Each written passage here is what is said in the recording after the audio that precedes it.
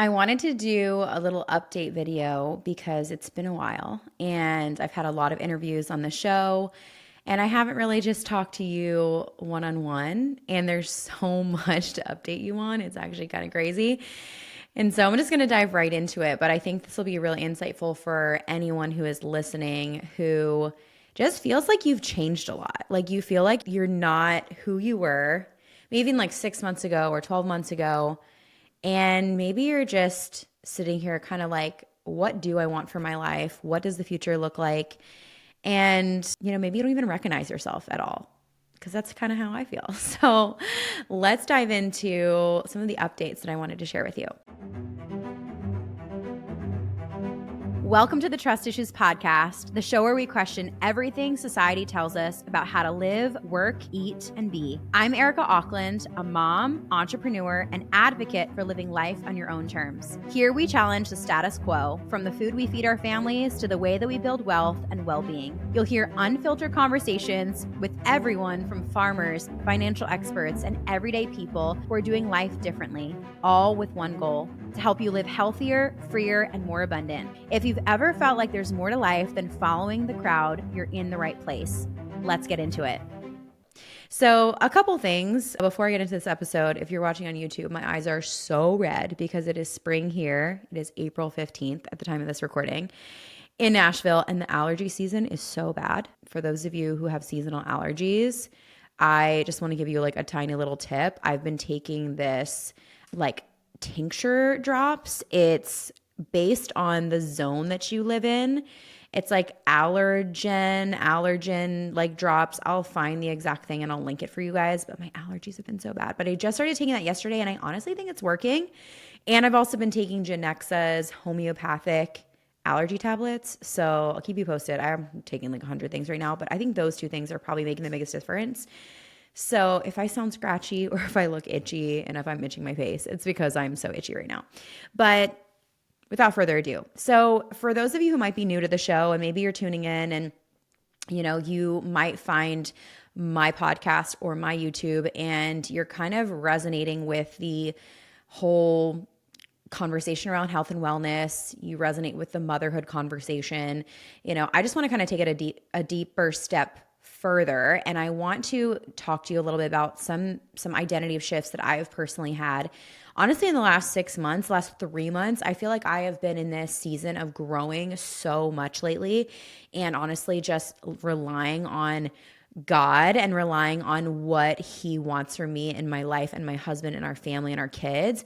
And it's so crazy because my life looks so different in a lot of ways internally than it did just a couple years ago. So if you're new to the show, I have been an online creator for over a decade. I have built a couple very successful businesses online. It was around 2023 when I kind of realized that the Lord was pulling me away from the business that I had worked very, very hard to build over the course of about 6 years. I felt Him shift me in terms of my perspective of what did I really want. I was a mom. I had a 1-year-old, and I was just feeling very much like He wanted me to slow down and wanted me to start kind of giving more time to my child and in motherhood, and to my husband in the role of more of a homemaker and more of a role of just being as present as possible as a mom. And as someone who has been an entrepreneur for so many years, like since I graduated college, I've never worked for anyone. I've worked for myself. I honestly can say that that's a huge identity shift when you are going from going 100 miles an hour to starting to slow down.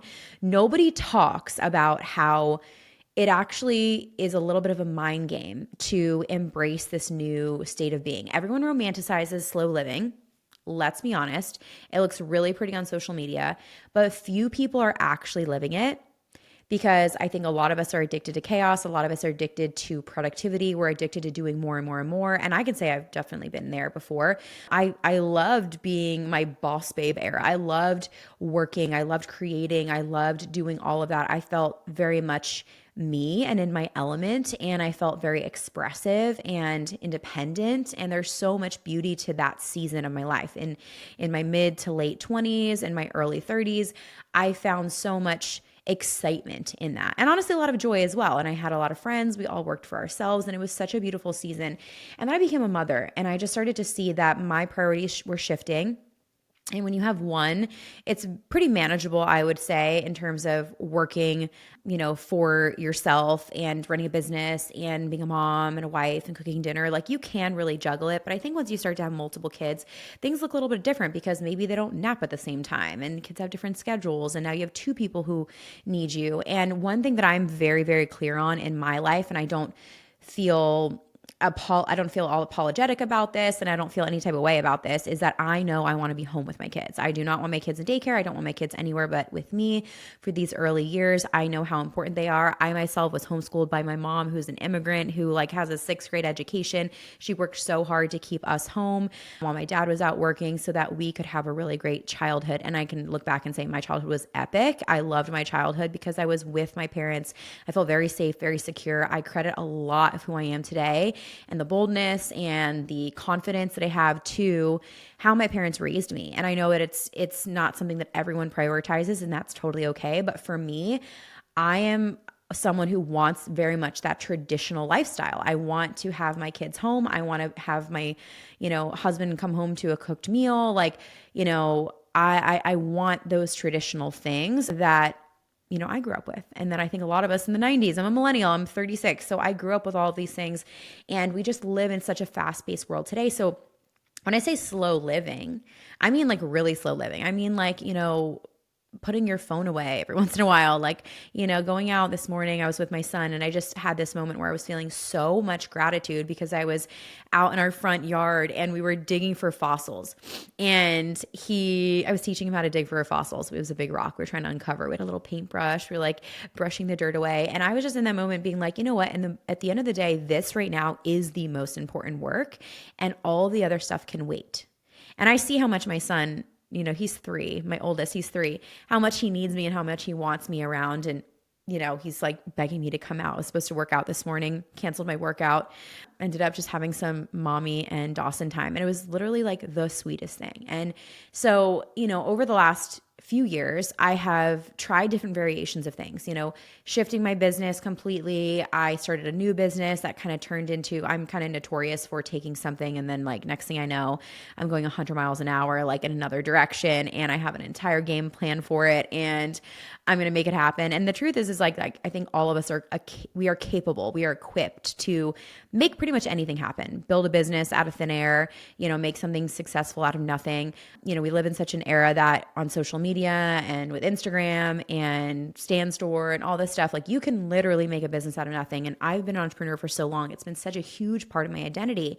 But over the last few years, I feel like the Lord has really been working on my heart to slow that part of me down and relinquish my control, my deep desire to control everything, and just explore what it would look like if I was mostly just a stay-at-home mom. I think there's always going to be an element of me that is going to be a creative. I'm always going to want to do this show and create social media content, but to the capacity that I was working, where I was on phone calls during the week and where I was, running an entire business and hiring coaches and mentors to help me build my business, I realized this year, 2025, even more. It's it's just been layers of this onion, just peeling back, peeling back, peeling back. This year, I've realized, okay, I actually, in this season of my life, don't want any of that. I don't want this big business. I don't want more things to do. I don't want more calls booked. I don't want things in my calendar. I have a calendar here. I have my little planner, and most of it is empty. And it's just literally me being here's Easter. Make sure you post this on your stories, for my affiliate content and stuff like that. And my schedule is so much more open than it's ever been, I think. And it's been a huge shift for me. And, so I just, first of all, if you've been here and you've been watching this journey, I've had so many people message me and say stuff I see this different side of you. And it's honestly my favorite era of Erica that I've seen. And that's really sweet. And I think there's a lot of people who have stuck around because you are also in this era. I think a lot of us have grown up together. A lot of us have, gone through single life, married life, now mom life together. And I think, if you're in my community, we are all navigating what it looks like in this stage of our life to work or not to work, or what we want it to look like, or what we're feeling called to do. And it was just an interesting thing this year. I just felt, honestly, when my second was born. When my second was born, I was like, I had planned to I had this whole system. I had done all this work to prep for maternity leave. It's like, I'm going to take leave for a little bit, but honestly, I love this so much. I'll come right back. And when my second was born, I was like, nope. Nope. We're taking a huge pause. We are pressing pause. We're going to blow this thing up. We're literally going to blow it up, bury it. And if we come back later in a couple years to resuscitate this whole thing, fine. But honestly, the last 6-8 months, my little one is 8 months now, my baby. And I'm like, this last 8 months, I feel like God's been just doing a number on me, just being like, Erica, let it go, let it go, let this go, let this go, let this go. So my whole identity, I feel like, has shifted. My priorities have shifted, and some days that looks like me feeling a little bit confused about what do I do? And it's learning the slowdown. It's actually learning how to slow down. So many people want to live a slow life, but they don't know how to turn off. They don't know how to put their phone down for several hours and go get lost in the woods with their kids. So many people want to live a slow life, but they need to be listening to a podcast and learning something while they're cooking dinner and 100 things going on at the same time. So many of us want to slow down, but we don't know how, because we live in a world that wants us to go fast, and it's hard. I'll be the first to admit it's very challenging to shift like that. It's like doing a completely 180. It's like going down a highway at 60 miles per hour, and now you need to make a freaking U-turn in an instant to go the other way. And you're like, what? I thought we were going this way. It's a whole thing. So that's kind of where I've been in the last 8 months, just interviewing a lot of people on this show, learning a lot, exploring what trust issues looks like and what I want this show to be, and just letting it be fluid and letting it be fun and exciting and interesting for me. And I think a lot of you have also enjoyed that. Let me know. Send me a message if you listen to this episode and if you resonate with any of this stuff. But I just feel that my priorities have shifted, and I've been an online creator for so long. And now I'm honestly, in this season of my life, I just want to be a mom. I just want to be a mom, and I want to use my creativity as well, but I want to use it in a way that doesn't have a ton of pressure, and that doesn't make me feel like I have to perform or do all these things. I feel like I've juggled for so long, so many plates at the same time, and I'm finally putting them all down. I'm finally just laying them at the altar, and I'm just saying, maybe I'll come back later and pick these up, but right now, this ain't it.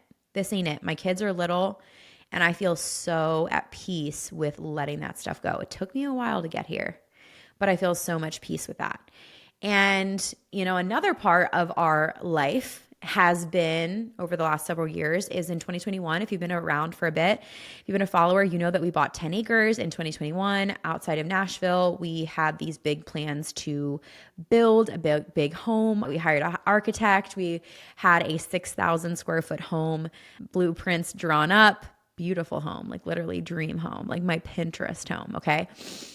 We had this whole thing drawn up. And once I had my kids, because we took a pause to have my first, and then next thing you know, we were having a second, and just things happened. And then we also were in a long waiting period with the county to get approvals and all this stuff. And all of a sudden I just felt like the Lord was changing my heart around what I wanted or what he wanted for us. When I think about a 6,000 square foot home, hey, listen, if you're listening to this and you have a 6,000 square foot home and that's what you desire and that's what you love, you should be so grateful for that. And that's amazing. That is truly incredible. We all have different things that we value and that we find joy and happiness in, and that's great. And God has given all of us different journeys and different gifts and different blessings, and someone could be just as happy with 6,000 square feet as 1,600 square feet, right? So once I had my kids, I just kind of realized I am busy. My hands are full. I don't want more stuff. I don't want more things. I don't want a bigger house that I have to take care of and that I have to clean and that I have to furnish, and more stuff to manage and think about and decisions to be made. And yes, you can hire people to make decisions, but I don't want to hire more people because that means more things that we're making decisions about, right? And I just started to realize I really wanted a slower, simpler life. And I wanted my kids to sleep in my room with me. I wanted less things. And I started to think maybe we just cut this house in half and we just make it a 1-story home. And next thing you knew, our neighbor was selling their property. So we decided that we wanted to sell our land, to see if we could sell our land, to see if that would be something that a door open for us because we had bought this land. I don't know, maybe it's not what's meant to be. We kept feeling like doors were being closed in our face. And maybe you're listening and you've been in that season of your life before where you feel like doors are just closed, closed, closed, closed. You're like, okay, is a door going to open anytime soon? Because I am tired. Like, I'm tired of knocking. That has been our last 3 years straight up. And a lot of open doors, but honestly, a lot more shut doors than not. So when we saw that our neighbor was listing, we listed our land. And at the time of this recording, we are expecting at any day, basically an offer of a buyer who is supposedly buying our neighbor's house and our land as well in conjunction and together as a one package deal.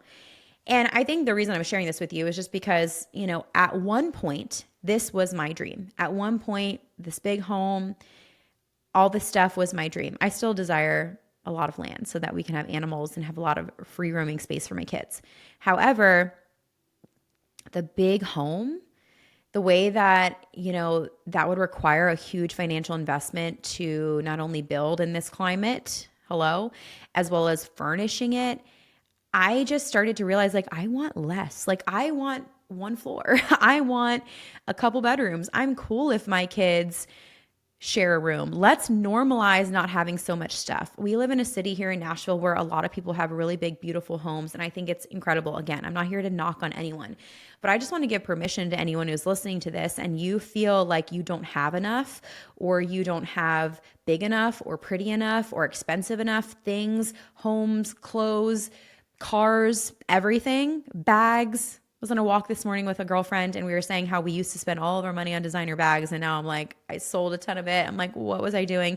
There was a season of my life where those are the things that I prioritized. Now the season of life that I'm in now is where I just want to live less. I want to live simply. I want to have less things to stress over. I want less decisions. I want togetherness. I want my kids, in one room, all of us in one great room. I don't want all these rooms where my kids can hide away and play video games and be away from us. Those are things that I started to think about after I had my first and especially after I've had my second. And I want more babies. That's another thing too, is when we started building this home, I wasn't pregnant yet. We were thinking, okay, we'll build rooms in case we want kids. That's crazy to me how much life can change in just a matter of a few years. And I also think when you're open to it and when you're receptive to what God has for you, how your heart can change, because your mind can change on things, but where your heart is at, that has been very, very mind blowing. I don't know the word. It's been a huge pivot. I keep saying identity shift because that's what it has been. And so at the time of this recording, I don't know exactly where we're going. I don't know exactly what we're doing, but it's interesting because I feel like I look back and if I would have gotten what I wanted, maybe you've heard quotes like this before. If I got what I wanted, it wouldn't have been, whatever, fill in the blank. If I got what I wanted 6 months ago, it would not be what I actually desire today.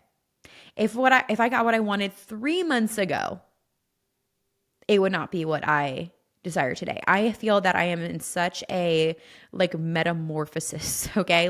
Such a shifting time in identity right now and just in priority and just a softening of my heart of what I want. And I'm like, you know what I want?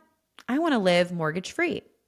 I want to build a legacy for my family. I want my kids to have free range and roam. I want simple. I want less. I want to unplug more. I want to be off my phone more. I want to be in the garden with my kids. I want to be in the backyard with our chickens and, our animals. I want sheep. I want a cow. I want to be able to work with my hands. It's interesting. I've spent the last decade of my life working on a computer and I love it. There's so much opportunity here. There's so much benefit to be able to work from home. This morning I was with my toddler outside, like I mentioned, and we saw one of our neighbors that we were friends with, leave for work. And he's like, oh, look, there she goes. She's leaving for work today. And he's like, that's a funny life. I thought that was so interesting. He's 3. He's like, there she goes to work. That's a funny life. He's waving. I'm like, huh. So I asked him, I said, what does mommy do for work? Mommy works at home. And I said, do you want mommy to go and get a job and leave He said, no, mommy, stay. I want you to be at home. And, I already want to be at home, and I already feel the desire to be with my kids literally every single day. Even when I podcast, when I have podcast days, I'm like, I miss them. Like, what are they doing right now?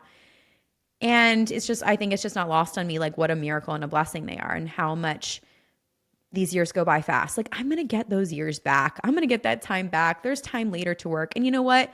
If that's not meant for me later, fine. That's also good. Like, I literally think I've just died to my ego so much to the point that I'm like, it's really just not about me in this season anymore. And I share this to encourage anyone who, again, feels like you've been trying to keep up with the Joneses. You don't have to. And maybe that is what God's trying to work on you before he gives you your next blessing.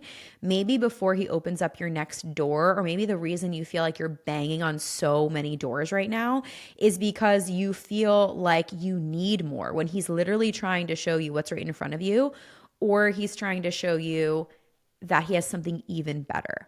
But sometimes we miss out on that stuff, or we delay the blessings because we're constantly looking at our own paper. We're just like so wrapped up in what we think it should look like, or what we think it should be. Like I said, if you would have given me what I wanted 3 months ago, it would look entirely different than what I want now.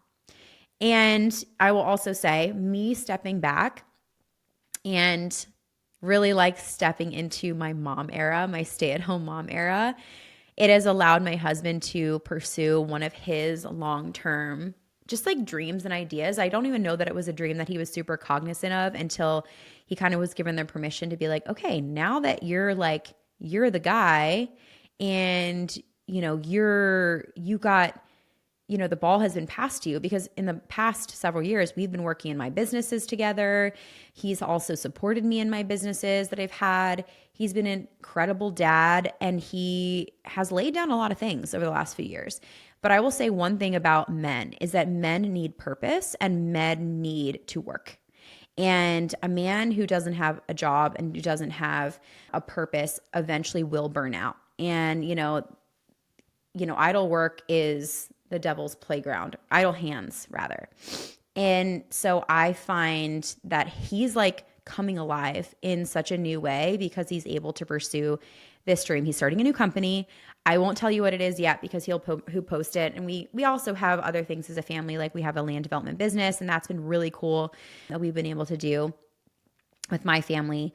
But this is a whole new thing that he is able to do. And honestly too, like I will say this, like as someone who has worked online for the last 10 years plus, actually more than that, gosh, I'm like, I don't even remember sometimes. I'm like, how old am I? What year is it?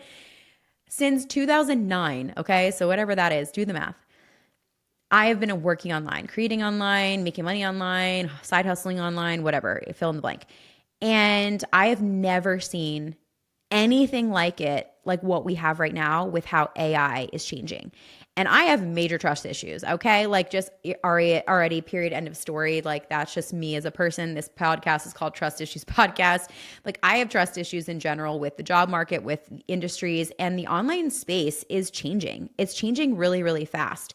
And the way that ChatGPT is growing, and the way that they're going to have all these new developments with AI agents and all these things that are happening, which I'm not even the most well-versed in all of it, because if I'm honest with you, I have not really in the last 6 to 8 months been keeping up with all of it because I've stepped so much away from my online business. I haven't really needed to do as much research and all the things that I typically was doing beforehand.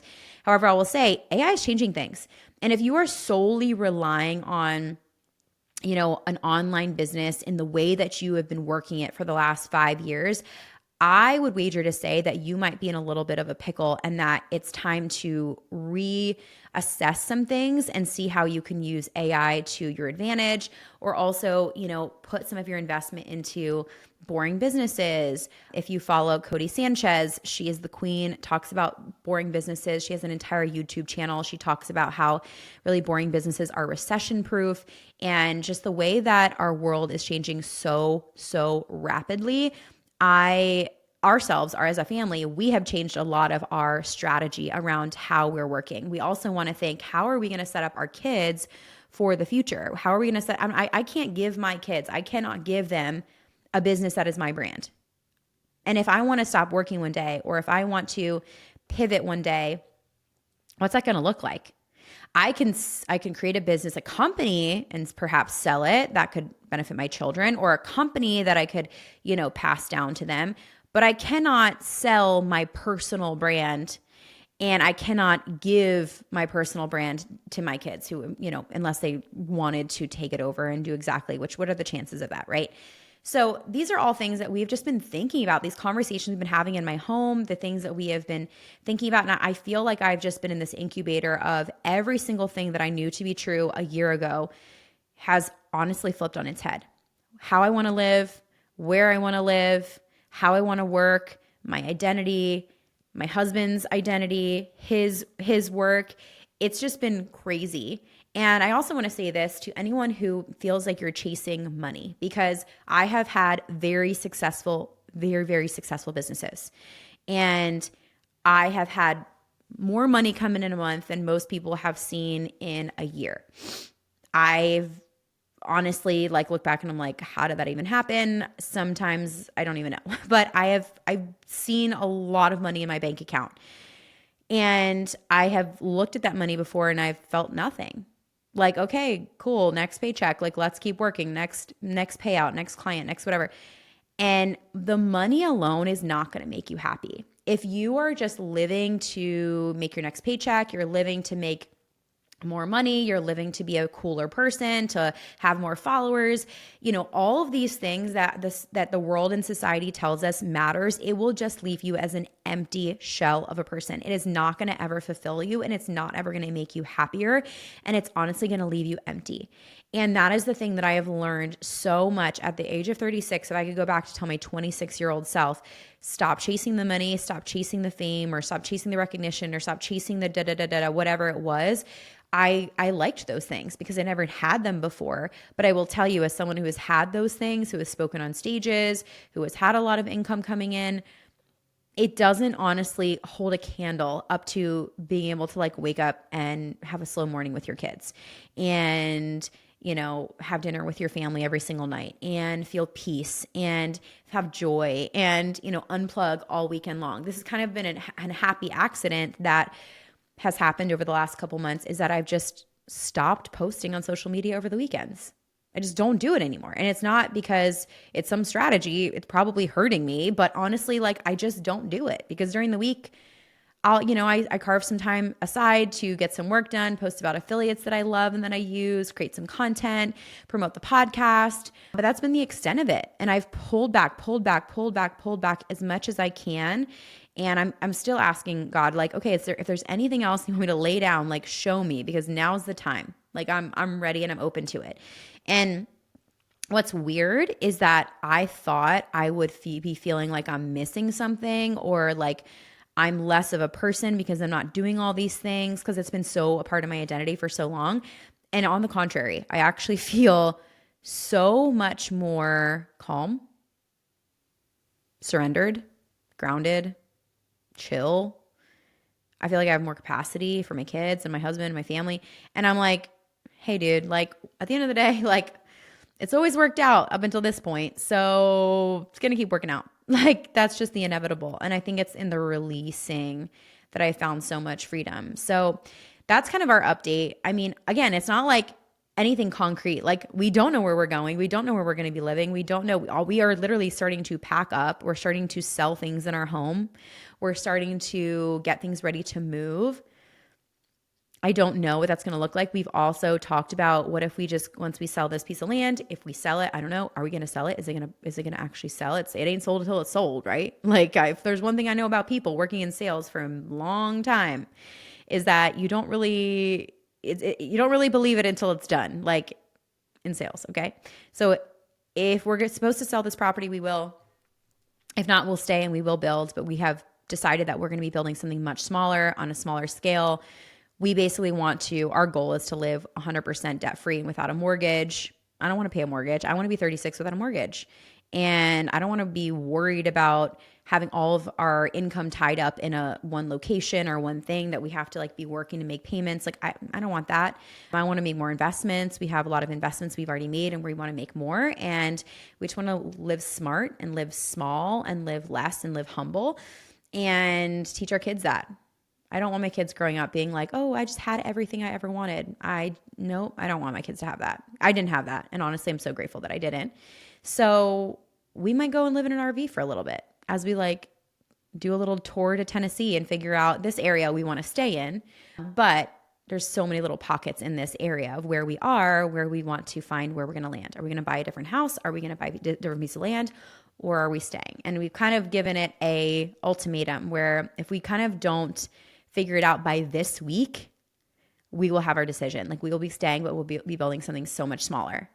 And, you know, someone asked me the other day, like, does that make you sad? Like you worked so hard to like put this dream together and you worked with an architect. Architects aren't cheap. We had this whole floor plan drawn up. And honestly, I'm like, no, I'm not sad at all. I'm like relieved. I'm like, I feel like I can exhale. Like my like load is lighter. Like I just feel like, honestly, it ain't all that it's cracked up to be. Like I said earlier, like I've had all the money, I've had all the things. All the things will not make you happy. All the things will not make you feel more whole or fulfilled.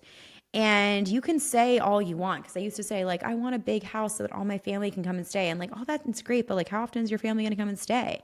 Like, you know, I think we live in a world now where everyone has normalized having so much and mass consumerism. And even, you know, to the point where I have shared so much over the last few years of affiliate stuff. And I've been an affiliate marketer for a long time, you know, from beauty products to home care stuff, home cleaning, clothes, you know, and I've just been like, I cannot justify continuing to tell people to buy more things if like it's not actually benefiting their life. And I just like, I do not feel peace about that. I have, you know, there was a time where I was sharing a ton of Amazon links and I was sharing Amazon links all the time. Like, you know, here's this cute sweater, here's this thing, this is whatever. And I just asked myself, I'm like, and what am I perpetuating? Am I just perpetuating people to buy more, to have more because more is happy? No, more is honestly a headache. And that is the shift that I feel I have personally had, is that I don't think that we were designed to just keep having more. You know, our ancestors, our grandparents, they had so much less. They wore the same dress over and over again. They sat on the same couch for years and they were happy. You know, are we happier because we have more? And I'm not to say that, you know, they had it all figured out. Certainly not. There's a lot of things that we're lacking and a lot of areas in which I feel we have improved or we have progressed. But I don't think that we have it all figured out. And I think that there's a lot of things that we are compensating for in our culture. And it's this overconsumption. Consumerism is like, it's crazy. And I came across this video the other day, someone on TikTok, and she was sharing her car, like everything she puts in her car. And it was like breath mints and cleaner stuff and gum and I'm like, listen, that's awesome. Can we all admit that this is not normal? This is not normal to have 10 packs of gum in your car at all times, 10 Tic Tacs, 10 things of lysine or Lysol wipes, and all this stuff. Like, what are we doing? And I think that's the realization I've had is like, honestly, I'm happier with less. And so I will keep you posted. I know this is a little bit of a mishmash of an episode, but I felt like this was important in that if you're here and if you're part of my community, I want you to be clear on me and where I'm at and my mission and my intentions. And, you know, I hope I'm never influencing you to just feel like you need to have more and in the way that like what you have isn't enough or isn't worthy of being happy over. You know, I find that there's people that I know who have very, very little who are very happy. And I know a lot of people who have a lot and who are very miserable, and vice versa. And money solves problems. And I'm a huge believer of that. Having money solves problems, but we have to be careful that we're not making the chase of money, the chase of likes, the chase of fame, the chase of things our mission, because that's like literally not what we're designed to do. And I've interviewed so many interesting people on this show already, and I'm excited to interview even more. But, you know, there's been kind of a common theme amongst a lot of the parenting experts that I've interviewed. And a lot of them say things like, your kids just need you. They don't need another Disney World trip. They don't need more stuff. And like, dude, take your kids to Disney if like you can do it, right? But also don't feel like you suck if you can't. So thanks for listening to this show. Thanks for being a part of this community. I don't exactly know where we're going next, but I do know what the intention is behind it. And I've kind of been quiet in terms of doing my own episodes over the last several months because I've been in a process and I've been in a stretching and a growing season. And I feel like it was really important for me to go through that in order to come out this other side and to be able to be clear and have clarity. So I'll keep you posted when we hear, when we know. I probably will share on the show first. So stay tuned. And thank you. Thank you for being here. If you love this show and if it's something that brings you joy and you like to listen to it, I know this is like a silly thing to ask, but you subscribing, whether it's on YouTube or it's on Spotify or Apple Podcasts, and leaving reviews or comments honestly really helps. It helps get content of ours out to more people. If you loved an interview specifically, screenshot it, tag us on Instagram, tag me on Instagram at Erica Auckland. Let me know if there's anything that you loved the most in particular. And if this one resonated with you specifically, send me a message. But thank you as always, and I'll see you in the next episode.